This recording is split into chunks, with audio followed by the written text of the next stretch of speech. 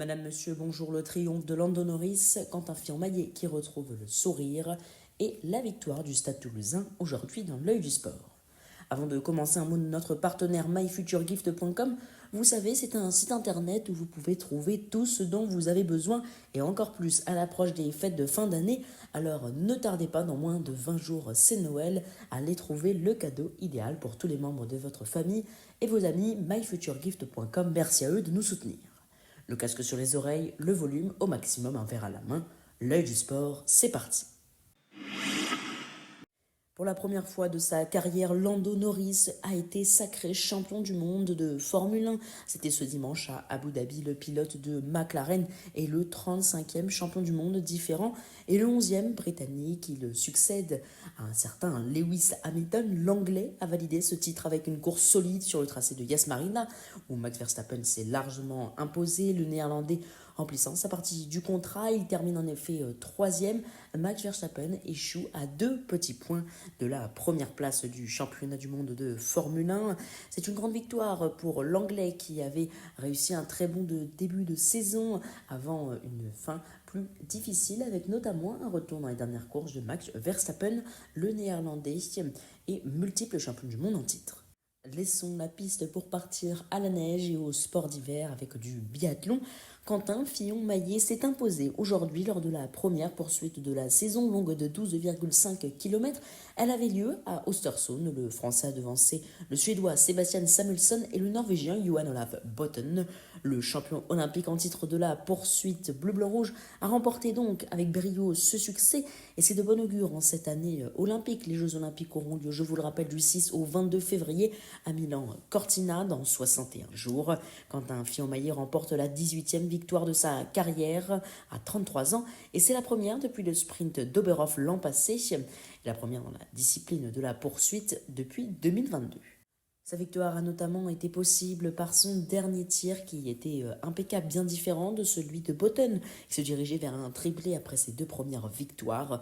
Mais le Norvégien a manqué une balle lors de son ultime passage sur le tapis, balle fatale, balle qui s'est révélée primordiale pour la victoire. Toujours les sports d'hiver avec du ski de boss et la sextuple championne du monde, Perrine Lafont, a signé ce dimanche à Ruka, c'est en Finlande, le 68e podium de sa carrière lors de la première manche de la Coupe du Monde en saison olympique. Elle termine deuxième.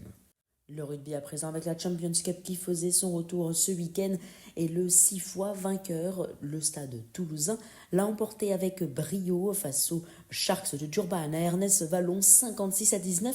Il ne leur a fallu que 24 minutes pour obtenir le bonus offensif et plier ce premier match. On se doutait au regard des compositions d'équipe que la rencontre serait vite expédiée, mais peut-être pas dans des telles proportions. À de nombreux essais, notamment celui d'Ange Capozzo sur une très belle passe de Thomas Ramos, c'était à la 4e, un doublé du talonneur Julien Marchand à la 14e et à la 21e, et un 4e essai entre les poteaux du centre Calvin Gourg, c'était à la 24e. Derrière, Toulouse n'a pas trop forcé, il a même fallu attendre un petit peu avec l'entrée en jeu de Antoine Dupont à la 45e pour réveiller le public. Et puis c'est Ange Capozzo qui a planté son 2e essai de la rencontre à la 63e minute et a enterré les derniers espoirs s'il subsistait encore des Sharks. Dans les autres rencontres pour les Français, défaite de la section paloise face à Northampton, 35-27. Le Stade Rocher s'est imposé face aux Leicester Tigers, 39-20. Victoire de Bordeaux-Bègles, le 46-33 face aux Bulls. L'ASM Clermont s'est incliné face aux Saracens 47-10 et défaite également de l'Aviron bayonnais face aux Stormers 26-17. Le football à présent avec de la Ligue 1 et en ouverture, c'est Brest qui s'est imposé 1-0 malgré sa réduction à 10 pour carton rouge face à Monaco. Lille a créé la surprise en battant sur le même score Marseille vendredi soir. Et puis samedi, Lens s'est imposé face à Nantes 2-1. Victoire de Toulouse face à Strasbourg 1-0. Le PSG n'a pas tremblé, victoire 5-0, notamment grâce à un doublé de Kvichak Kvaratskhelia face à Rennes. Angers s'est imposé 1-0 face aux Aiglons qui sont décidément au fond du trou.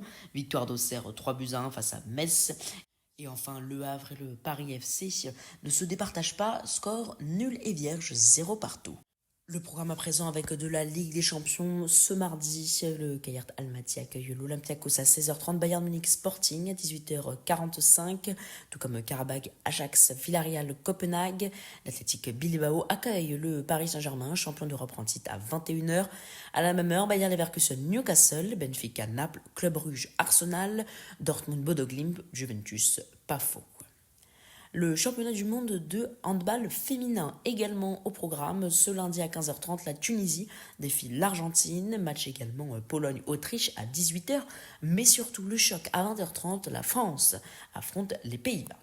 Voilà, vous savez maintenant tout. Merci beaucoup d'avoir suivi cette nouvelle édition de L'Œil du Sport. Merci encore à notre partenaire myfuturegift.com. Et puis vous, pour nous soutenir, mettez un pouce, commentez et puis partagez tout autour de vous. Si vous n'êtes pas abonné, c'est le moment de le faire. Et puis pour ne rien rater de l'actualité sportive, retrouvez-nous également sur Instagram @œil du sport avec toutes les informations de dernière minute et des contenus exclusifs.